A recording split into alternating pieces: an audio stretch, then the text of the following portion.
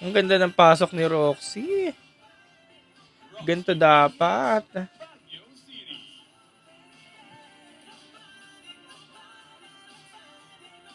Kahit maliit siya eh. Pati yung mukha niya eh, ngumanganga.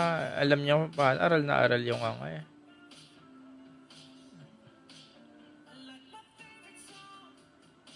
Fairness, ang ganda ng buhok niya.